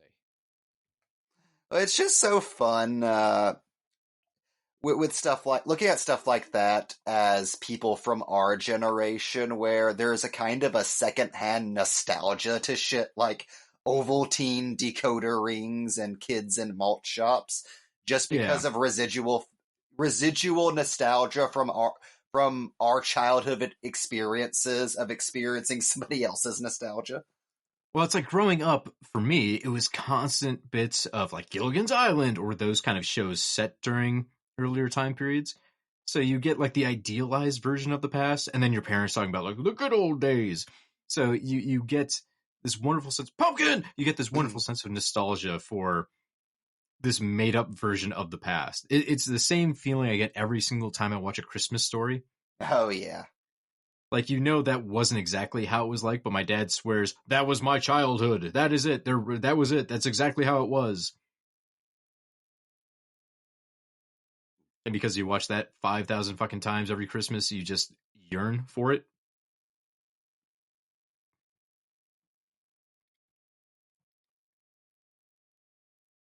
I think that's kind of the magic of any art that's able to capture a little bit of how a certain flavor of childhood felt, even if it's in no way capturing the reality of the situation. Like, obviously, like, there's a negative side to that, but there is something like really magical about like those handfuls of like movies or TV shows that are able to capture, like, okay, this is what it felt to know nothing in 1955. This is how it felt to still think the world was okay in 1988. To me, that's the ultimate escapism. If I go back and watch Gilligan's Island, oh man, because you know the truth. Like, if you were on a desert island, how much it would fucking suck. But luckily, they did theirs on like a studio lot, so all the trees are fake and that kind of shit. Marianne has gone full Yellow Jackets like 6 months into that situation. Right, yeah, it's such a fantasy, feel-good kind of fantasy, even though it's like, oh, we're stuck on the island again. It's like, you guys are living a much better life than I am in the current day right now. You're good. Don't worry about it. You have a radio made out of coconuts. It's fine. Gilligan's Island really is my ideal existence. I used to think that as a kid. It kind of is. Yeah, like, it seems fun, because they don't have to deal with, like, mosquitoes or anything. Like, the most is they'll go through the jungle, and they'll be kind of annoyed because it's hot out. But they don't show them sweating. They don't show them, like, dealing with scrapes or bruises or hunger. There's a couple of episodes that go around like, hey, we might run out of food because there's a shortage of rain or whatever. Season. Yeah, but it works out. Like 30 minutes later, they're like, oh, good, now we have 10,000 fish by us. We're good. I think that's why every boomer had the experience growing up of realizing Gilligan wanted them on the island the whole time. Gilligan wouldn't have survived outside the island. They would have murdered him in some sort of factory. Like, somewhere there was like a 1970s Matt Pat going, whoa, what if Gilligan was behind it the whole time? I'm just saying, if Gilligan had to work off the island, he would have been accidentally, aka one of his coworkers who hated him, would have thrown him into like a wood pulper. He would have been murdered on any factory floor. He would not have made it a full week. The island is the only place where he could have survived. He would have been taken out on a boat and shot Fredo Corleone style. This is why we love Gilligan's Island. It's that fantasy place where all of us screw-ups could live, and maybe even thrive, and maybe have the island named after us. I was really more of a Gilligan's Planet fan, to be fair. See, I think that's why a Gilligan's Island remake would never work, because the instinct would be to make it gritty, and that would suck all of the fun and life out of that project. Could you imagine a Gilligan's Island where they're actually desperate to get off the island, like, and facing real drama and death? I remember when Lost premiered, everyone was making Gilligan's Island jokes because even at 2005, that was still the only other island TV show anyone had reference for.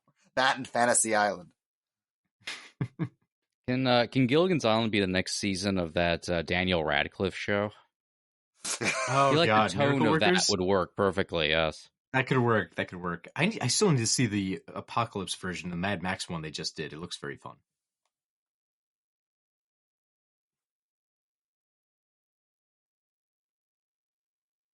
I do like this little bit they're going into here where Jack Black is the wacky fun uncle who has to take care of a kid, and boy, does that freak him out being responsible for another human life.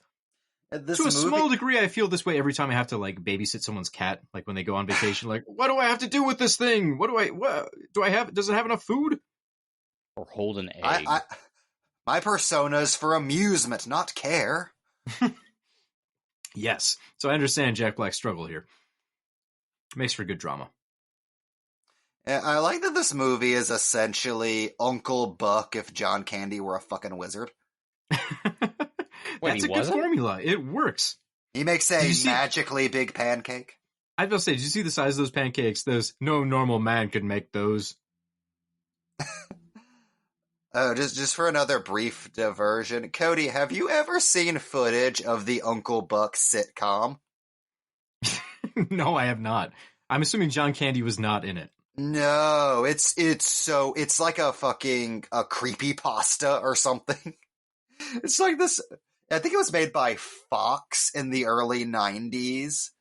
And it's like a dude who looks like he's playing John Candy on the Hollywood Walk of Fame. Just doing a John Candy impression. It's really fucked up. It does sound kind of amazing. To talk about the actual movie, this is one of the spots I really actually don't care for. This very convoluted plot twist we're about to witness. Sorry, Mike, for the minor spoilers. The neighbor lady was in on it the whole time. Oh. And so all of her asides, her comedy asides, were her playing a character.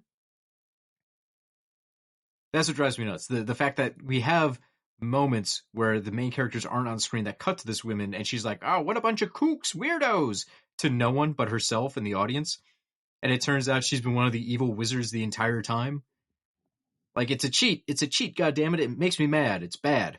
Yeah, I don't like twists where it's we're lying directly to the audience instead of it making logical sense within the context. And that's what this is. So I hate this bit.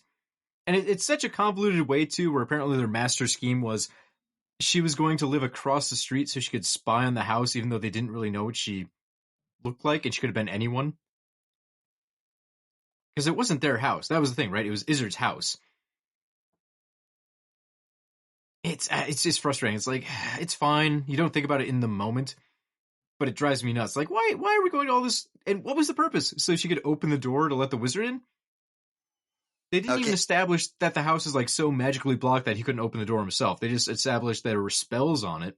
But they also tell you that Izzard's a stronger wizard, so he probably could have broken in anyways. It's another one of those weird, like, unnecessary plot twists that seems to be in a screenplay because, well, we need another thing to happen. I mean, it allows them to do this big flashback, too, that explains things a little bit further. But I don't like it. It's like, Well, at that point, you're writing story so that plot can happen. Yeah. I do love this bit of darkness, though, where they admit, like, oh, no, we killed the neighbor lady and used her bones to make that key. I like how direct that is. Like, that's a very disturbing moment for a child, I'd imagine.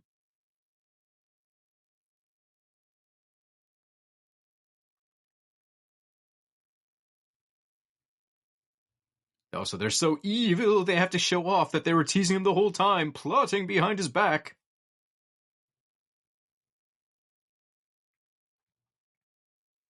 I don't know. It's movie writing. I understand you have to introduce some drama, so I can't get too mad about this part. But the neighbor lady and breaking the truth of the film bothers me. I hate that. Yeah. I'll die on that hill.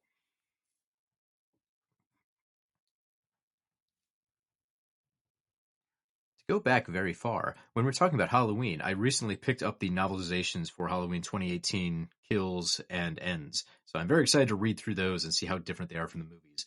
I have to assume Halloween Ends, the book, probably gives a little bit more screen time to Darcy's death. So I'll get it there if I can't get the real thing.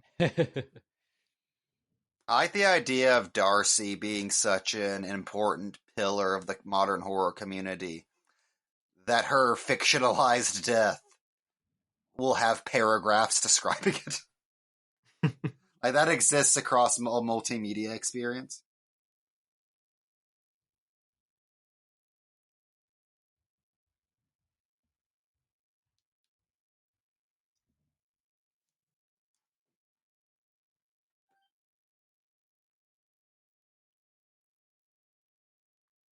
you mad? I am your daughter. We're getting that on Criterion sometime this month, which is fascinating. Oh, really? I'm always amazed what Criterion pulls out for their Halloween things. Because normally I expect it to be some sort of horror film from the 50s, and then when they're like, hey, we got The Others. It makes me feel really fucking old. That movie scared the shit out of me just from like the trailers as a kid. Oh, God. Oh yeah, I could not watch that trailer as a kid. God, every horror creature made post the 2000s versus that little girl with the fucking sheet over her face. I am your daughter. Ah! No, when I finally watched it, it really was that twist that freaked me out as a young child. I guess, That is 10 or whenever it came out. I remember that getting a lot of grief because it was in the era of every movie having a twist like that. But man, the Others twist goes really fucking hard. I really love that. I hate to interrupt, but I just can't get this out of my head. This is essentially a scene from Teenage Mutant Ninja Turtles 2, Secret of the Ooze. Secret of the Kyle MacLachlan's old age makeup. Again, it's so fun when you see Agent Cooper in things. But this was such a kind of a small role that it's a bummer they got such a big name. Like he's underneath old age makeup for a majority of it. And Unnecessarily, it feels like. it kind of does, yeah. Like, why is he under all that old age makeup? I would push it even further and just make him more of a corpse instead of like an old man. I do Yeah. love the fact that we're getting a flashback to him meeting Satan in this PG film. This stood out to me in the theater watching this, and I'm like, yeah, I'm a little surprised they're going this far with the Satanism in this film. All right, cool. But the bullying was where the studio... yeah, that was the thing they wanted to cut. They didn't mention anything about wanting or needing to cut any of the Satanism. Well, that's just protecting children. Yeah. All right, so we're finally getting to the plot here. He sees World War II and all the other shit coming, and he's like, we should not have that. Let's just rewind time. A silly plot, but at least we finally have it.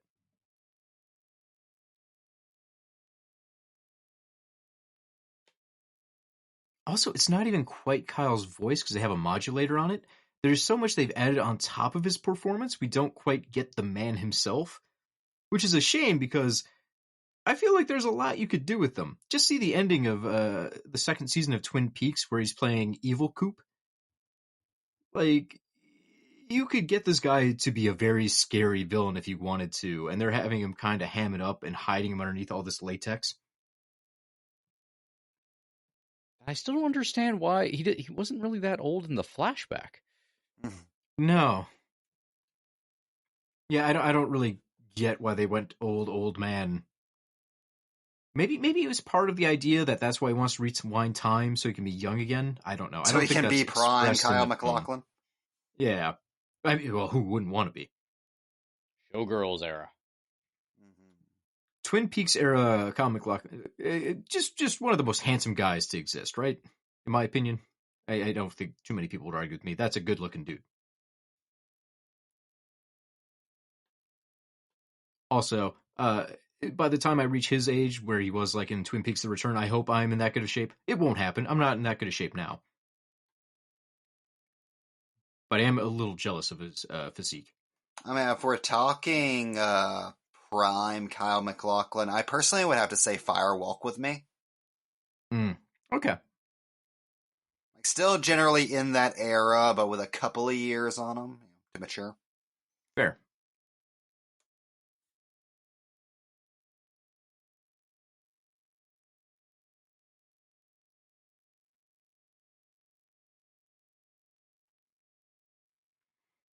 I keep waiting to get for them to get to the evil pumpkins, and I know it's coming, but it's like, come on. It's why we're here. That's right. We've got like 20 minutes left. Hurry up and get to the pumpkins. It is random, but it makes me very happy. Oh no, it's that scene in the Tommyknockers. I like that being like Sal Satan there. I love that we're at a point in motion picture history where Kate Blanchett can be in movies like this. More of that, please. There was a time when we only got a little bit of Kate Blanchett. You know, her being in stuff like Lord of the Rings was almost like her slumming. This is before she was melted in El Dorado under the weight of all of that cosmic knowledge.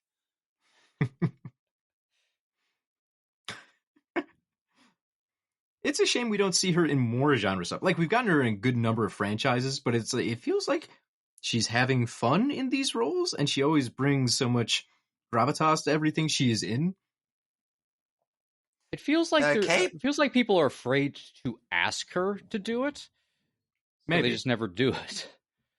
Kate Blanchett has that Christopher Walken quality where I feel like she was only doing prestige stuff for the first half of her career because she seems like that's what she'd be into. Pumpkins! She just wants to be in the Country Bears this whole time. That's the dream. You pay your dues, all these Oscar winners, and then you can fuck around with a house with a clock in its walls. Evil At pumpkins, last. evil pumpkins.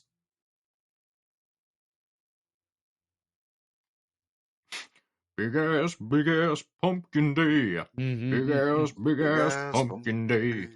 Big ass pumpkin day. It's a big ass pumpkin day. Everybody!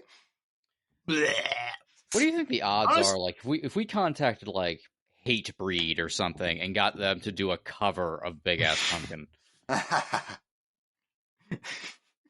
There's got to be some sort of cameo where you can do like a $5. Just get like a rock band of unknowns. God, death metal, Big Ass Pumpkin Day. Darkness, big pumpkins. Tear up the guts, cut out the eyes. Just going ham on these pumpkins too, just obliterating them. So, yay, we got Kate Blanchett saying, I hate jack-o'-lanterns. There's something about carving pumpkins too. Like, I do it every year, I have fun with it. But pumpkin guts as a kid, I almost would have to throw up just like dealing with them. The feel of it, the smell of them, worst the whole texture thing. ever. Oh. Yeah. Pumpkin guts is one of the gnarliest things God ever created. Yeah, and yet every year it'd be like, okay, kids, let's line up. Did you have fun at the pumpkin patch? Be like, yay, I can't wait to throw up later carving this. Whee! Oh, it's like the experience of getting stabbed by pine needles while dealing with a Christmas tree. Yeah. We're always so quick to forget all the horrible physical side effects of our holidays. So this last weekend, it was the Nakusa Giant Pumpkin Festival in my hometown. So I went to go see that. And every year they take a giant pumpkin and they lift it up on a crane like 40 feet above everyone's heads and drop it down. And I learned a couple things. One, when they drop the pumpkin and it bursts on the ground, all the kids run out and start scooping out the guts. And I had been under the impression for years that they had bored a hole into the pumpkin and filled it with prizes. Like there were little plastic Easter eggs filled with cash or something. And that's why the kids were so excited to run out there and scoop through the guts. I was informed this year there's nothing in the pumpkin besides pumpkin guts. And when that pumpkin smashes on the ground, all the children are running out to the pumpkin corpse to try and find pumpkin seeds so that they can attempt to grow their own giant pumpkin, which is not how that works. Ah, that's like a Stephen King novel. Those kids are just running back with pumpkin guts all over them and some seeds, like, I'm going to make my own. Like, it's not. No, those people put so much care and work into their pumpkins, Johnny. You're not going to be able to replicate success. They're all crazed with pumpkin guts mania. They're livid. Boy, I wouldn't get in their way. They'd eat me. The thing, though, is these are really giant pumpkins. The one they put up this year was 1,800 and change. It was close to 900 pounds. And apparently this one was volunteered because it was ineligible for actual pumpkin weighing contests.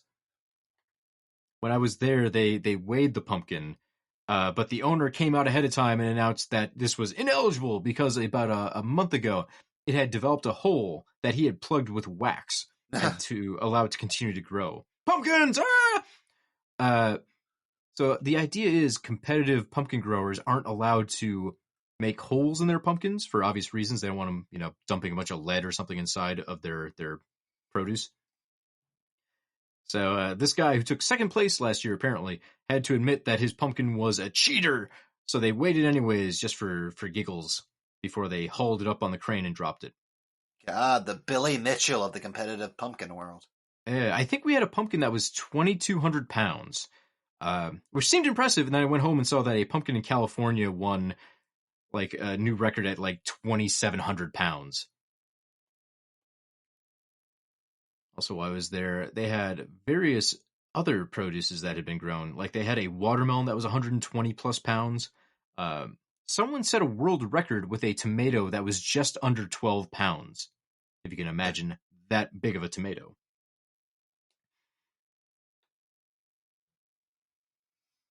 So it's nice to know the farmers are out there having fun. I'm just imagining you going to some kind of Wisconsin family, like county fair that's entirely based around giant vegetables. That's very much what it was. Yeah, they had some rides, for kids, like the swings that go off the ground and spin around, fried foot-long corn dogs and Oreos, that kind of shit. It was very much just a family fun fair based around growing really big pumpkins.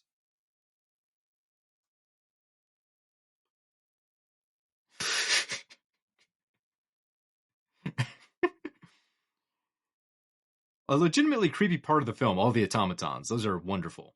Very well done, very spooky. Which is nice. I feel like if you want a successful horror comedy, you do have to also bring the horror out. You can't kill it by making it funny. There are jokes around so many these. make that mistake. Yeah, there's definitely jokes around these. But the automatons themselves are creepy, and for a kids' movie, they still represent real danger. So I think those were very well done and smartly tread that horror comedy balance. Automatons a lot of films are don't why want to do that. They just figure. Automatons are why I find Hugo to be a horror movie. Slappy! This movie definitely gets a lot of credit for creating an environment where by the time you do get to the third act, you feel like a motherfucker could get dropped at any moment. It gets progressively creepier. The danger does rise, which is good. I mean, it would be hard to do that early on, considering we don't really know what the mystery is, and they can't spend all their time building foreboding doom in what's also trying to be more of kind of a coming-of-age, fun magic story. It's a little bit Harry Potter at some points. Like, by the end, oh, there's Voldemort, but at the start, it could be like, cool, we get to learn wizard stuff.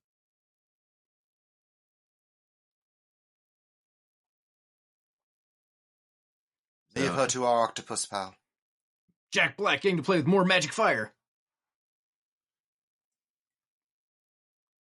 Coming up here in a few minutes, there's a thing I just assumed was all CGI when I saw the movie, but it turns out they actually made a puppet version of Jack Black to do. And I'm just so impressed when I see that behind-the-scenes footage to realize what they actually were able to handle practically. It reminds me that sometimes I'm wrong about special effects. Like, you just see something and you go, oh man, that CGI just looks so clunky. And then someone tells you, like, that was an actual man in the Predator suit in that scene. And then you just feel like a real dumbass. I think part of the problem is we're conditioned to think everything is CGI because it's true in a lot of movies. Or even when there is a cool practical effect, it gets painted over with a lot of CGI that hides the fact that there's something real in the scene. I think it's a big problem in some of the later entries in the Fast and the Furious movies, where they'll do an amazing car crash for real, like on a crane, they'll smash a car through a city, and then they'll add so much CGI debris around it and little flourishes that you forget that the underlying effect is real. Like, you can't even notice the practical part of it.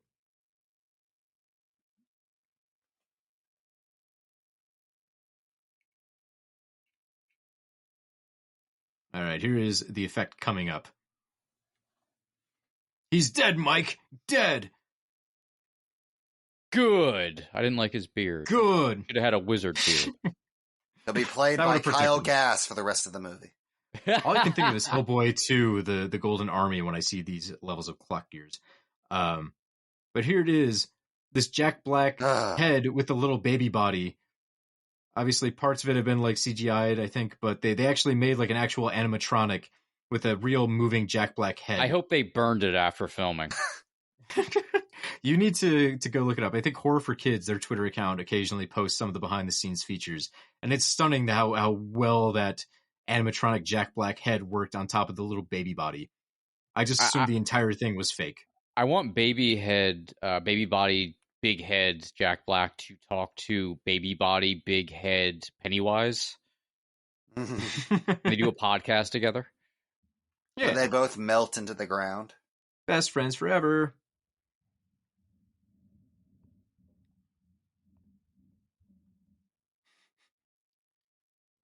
So, yeah, maybe one of the things that would stop an older person from enjoying this movie is the amount of juvenile humor here. Like, we've got there was baby a lot. Man, Jack Black pissing. We have the Topiary Griffith shitting all over things.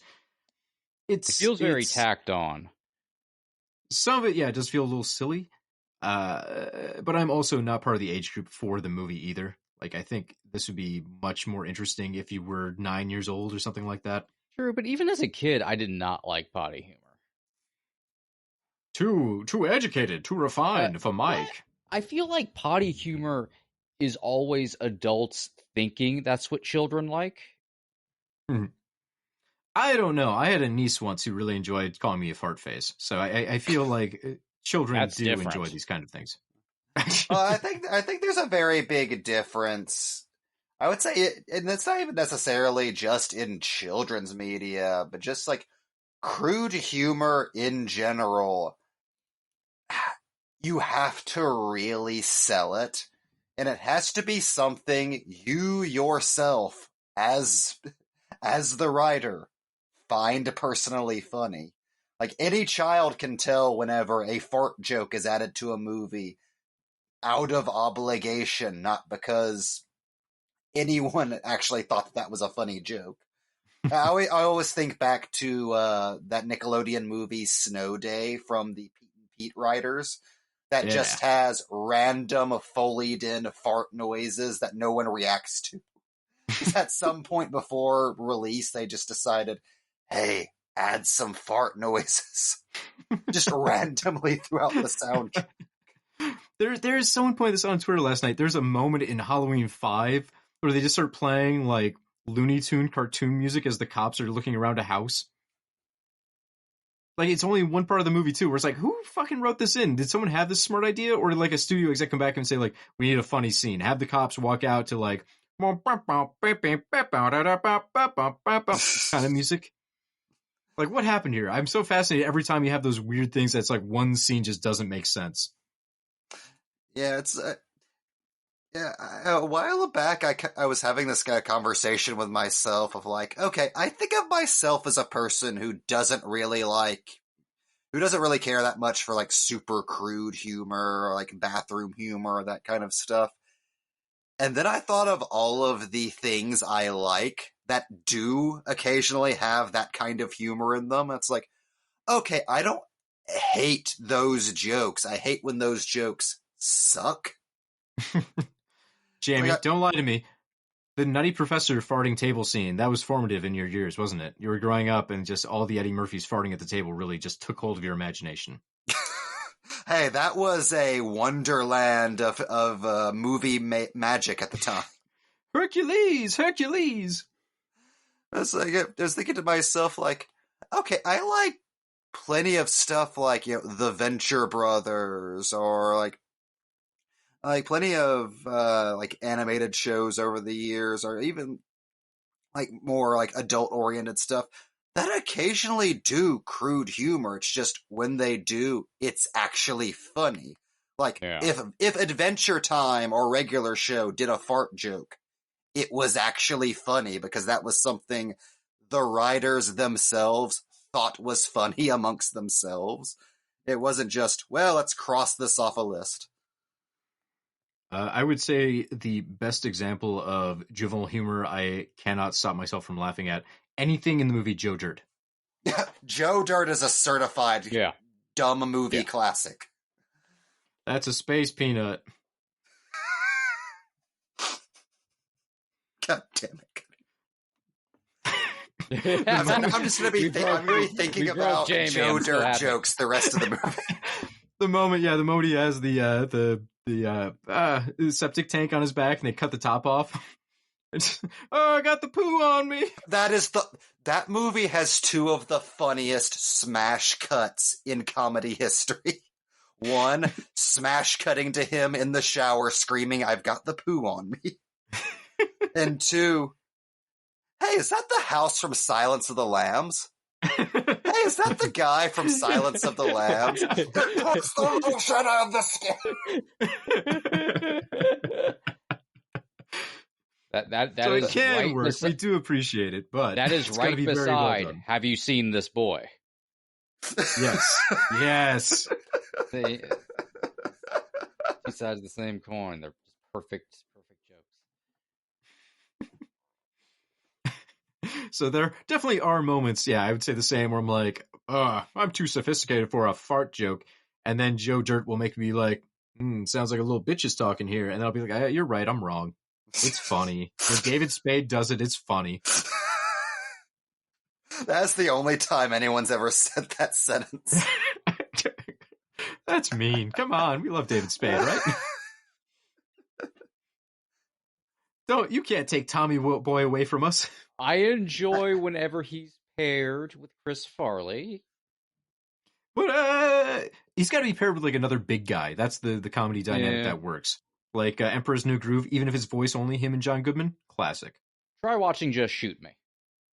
Yeah. I was about to bring that up. I'm like, that show, I also thought that was funny. I was going to bring that up as a positive. Actually, I did kind of enjoy that show. Yeah, you will see things my way.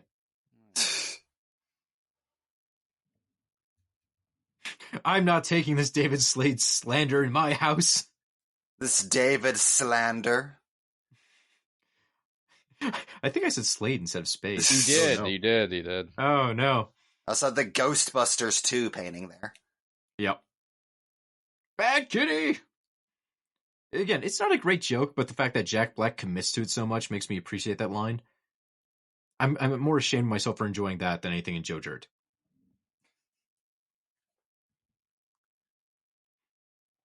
And then credits filled with a magical chair trying to murder a magical plant. I love these credits from a 2005 family movie. It does feel like that. It's about a decade behind. We just watched Elf 2. No chairs or topiary griffins were harmed in the making of this motion picture. We got some wacky fun credits. I am a little sad that we didn't push the Edward Gorey connection a little bit more in this commentary, because that guy has been connected to some great things. Just the art too is phenomenal. If people aren't aware, Edward Gorey, great illustrator. You can kind of see hints of it right now as the credits transition to these more hand drawn pieces. But a lot of his stuff was known for like how black and white it was. The Frank Langella Dracula was like all his art design. Very cool guy. If you're not aware of the stuff he's done, I would definitely check out more of it. His illustrations are very, very cool. Oh, absolutely. Hated Children, which comes across a lot in his art. Did you ever read his alphabet book? The Ghastly Chrome Tinies? Yes. Oh, yeah. I've got a big, like, tome of his art in one of my bookshelves from a while back. It's like, there's something so... Like, if you've never seen Edward Gorey's stuff, his art has influenced so many things you love that going through like one of his art books like has this super warm blanket feel to it. Like he was super influential on Tim Burton's art style. Yeah. It feels like it goes hand in hand with a lot of the stuff from like the Addams Family. Yeah. Oh yeah, very much so. Also absolute fashion icon. Like Google Edward Gorey right now. The bitch is back. Am I Googling the bitch is back Edward Gorey, or is that just in association with what I... Okay. The bitch. Oh, so if you ever get a chance, look up... Edward Gorey. Is it EY or just Y?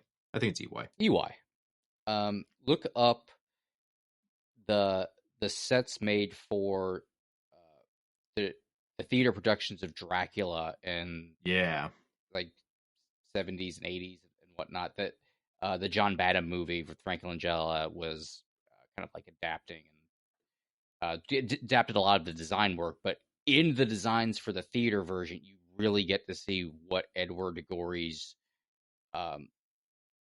illustrations would have been like if it were completely like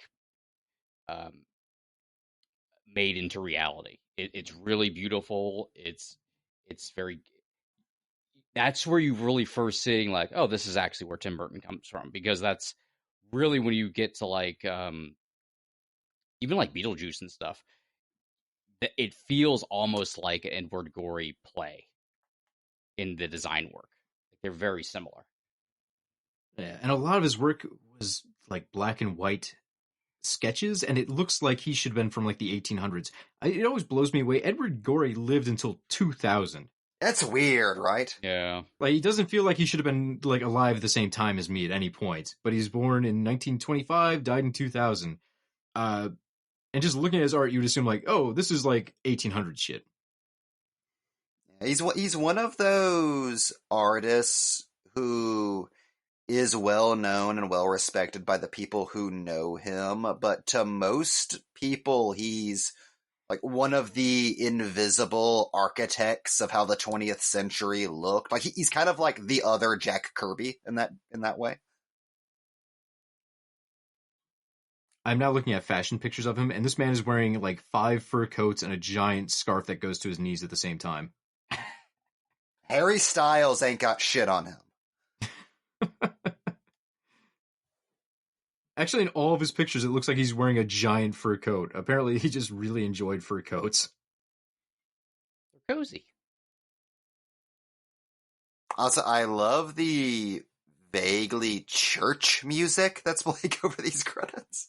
Again, I really love the score for the movie. Like, we got some theremin stuff. We have this kind of spooky church music. It's not the classic gothic organ music either. It's like spooky church, which I think fits really well with kind of the warm but still maybe slightly sinister house of the film. Is there a non-spooky church? There's probably like, I don't know, some really modern ones that you can mistake for just being like a La Quinta or something. The Church of Soul. Yeah, not really scary if you just take it on face value and ignore all the people in it, but more like, I don't want to be here kind of looks. That's just most buildings, Cody. Big ass pumpkins. Hard to tell without scale. You need a little person next to them. So anyways, Mike, now that we have basically wrapped, they're all waving goodbye. Oh, it's so cute. Now we've wrapped up your first viewing of A House with a Clock in Its Walls, and we talked over the whole time so you couldn't pay attention. What'd you think? It was, you know what? I really enjoyed that. It was as enjoyable as I expected it to be when I first watched the trailer and then forgot to watch it for several years. So thank you for recommending this and doing it for Big Ass Pumpkin. Merry Big Ass Pumpkin Day to all. This commentary nearly 6 years in the making, which is a hell of a thing to think. Oh, I don't like that. Nope, that's no good. This movie is old enough to be from another time. 5 years, Jamie. I think we exaggerated. This was September 2018. Don't you dare make me feel older. Pumpkins. We're talking pumpkins. Oh god, now that I'm thinking pumpkins, people. I'm thinking Big about pumpkins that rot very quickly. Big rotting pumpkins with holes in them filled with wax and lead weights. Oh god, I'm spiraling. Big rot pumpkins. Dun. Well, I'm going to go have an existential crisis. Thank you so much for joining us, folks. Hopefully you're not thinking about how all things rot. Go carve a pumpkin and just think about, I got to murder this myself and put it in my own design. It's like making children, but easier. And you can throw them away when you're done with them 2 weeks later. Like children. Like children. Exactly like children. Thank you so much, folks. If you want more Box Office Pulp, we're currently halfway-ish through a commentary series on the Saw movies, so keep listening in if you want to hear us try and struggle through Saw 3D. That one's going to be fun. I'm going to make a cocktail that might murder me. Please listen or else I'll have died for nothing. That's all I can say now. I don't want to spoil it. But you can find more Box Office Pulp at boxofficepulp.com. While Twitter is still around, we're at Box Office Pulp. Who knows where we'll be when that thing goes tits up? It's only a matter of time. Invite us to Blue Sky. That's true. I did actually. I'm on Blue Sky now. I got one from me. But you motherfucker. Sorry. I was trying to get more for you guys, and they're like, we have one. I'm like, that's all I need. Then you hopped into your hot air balloon and drifted away. Jesus Christ, Cody took all of the lifeboats. I needed extras. There was a part of me that was like, you should make a Box Office Pulp account with this one invite you had. I'm like, but I want it for me. Why shouldn't I keep it? I just had a very Bilbo moment with The Ring where I'm like, no one can take it from me. So, folks at home, if you enjoy the show, may that ill-gotten link be forever on your head, Cody. If folks have more Blue Sky links, I haven't gotten mine yet. If you just want to give them to a poor little podcast down on its luck, you can send them to boxofficepulp@gmail.com. That's Where a wrap. else they can find us, Cody? Just type in Box Office Pulp. Just go You'll to fucking Spotify. find it, folks at home. You'll find us. How did you Do find the this work. episode? Do the work. They're not dumb. I trust the audience. They're smart people. They know how to use the internet. They too don't like toilet humor. Too bad. They're getting more Joe Dirt references next time. I said that's a wrap like 3 times, so I don't know how to end the episode anymore. We're done. Go home. Goodbye. I love you. We still haven't sung a rousing round of Big Ass Pumpkin Day. We got one in there. We can one more, and then you have to all go to bed. Promise me. Okay? Big ass pumpkin day. Big ass pumpkin day. Big ass pumpkin day. It's a big ass pumpkin day. Everybody! Big ass pumpkin day. Big ass pumpkin day. Big ass pumpkin day. It's a big ass pumpkin day. Everybody! I'm assuming Mike's gonna fade us out. Big ass pumpkin. Big ass pumpkin. It's a big ass pumpkin day. Pumpkin has a huge ass. You get more out of life when you go out to a movie.